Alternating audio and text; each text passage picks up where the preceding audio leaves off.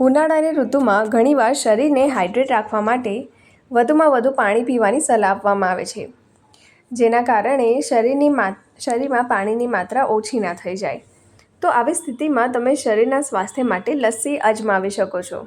જ્યારે લસ્સી પીવાથી શરીરને ઠંડક તો મળે છે, એની સાથે સાથે ઘણા બધા તેના ફાયદા પણ મળે છે.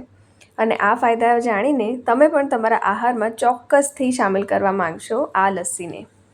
જે લોકો દૂધથી બચે છે, જે લોકોને દૂધ પીવું નથી ગમતું, તેમના માટે લસ્સી વધુ સારો વિકલ્પ સાબિત થાય છે, કારણ કે લસ્સીની અંદર દૂધના પણ ગુણ હોય છે.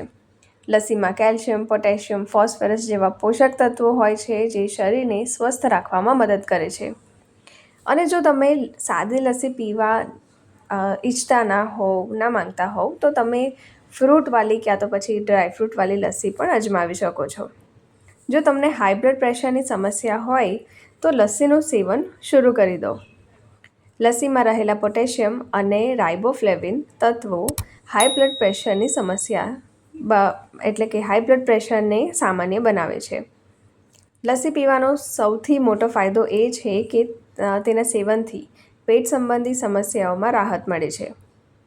આને પીવાથી ફૂડ પોઈઝનિંગ જેવી સમસ્યા નથી થતી અને આપણા ખોરાકને પચાવવામાં પણ તે મદદ કરે છે. તેના પ્રોબાયોટિક ગુણો ખરાબ બેક્ટેરિયાને ખતમ કરે છે અને કબજિયાતને પણ અટકાવે છે. જે લોકો દૂધ નથી પીતા તેમનામાં ઘણીવાર કેલ્શિયમની ઉણપથી પીડાતા હોય છે, એટલે કે તેમની બોડીમાં કેલ્શિયમ ઓછું થઈ જાય છે. આવી સ્થિતિમાં તમે દૂધના વિકલ્પ તરીકે લસ્સીનો ઉપયોગ કરી શકો છો.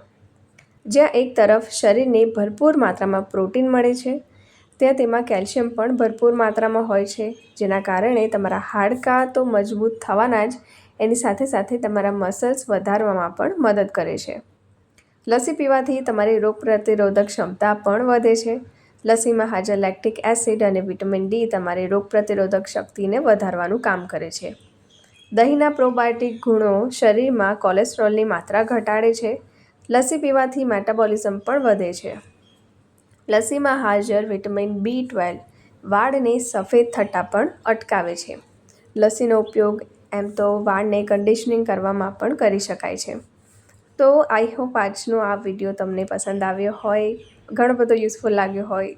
ઉનાળાનું ઋતુ ચાલે છે તો તમે પણ લસ્સીનું સેવન કરો અને આ બધા ફાયદા ઉઠાવો. એ ઉપરાંત તમને આ વિડીયો પસંદ આવ્યો હોય તો આ વિડીયોને જરૂરથી તમારા પરિવારજનો સાથે શેર કરજો અને મારી ચેનલ સાથે જરૂરથી જોડાઈ રહેજો.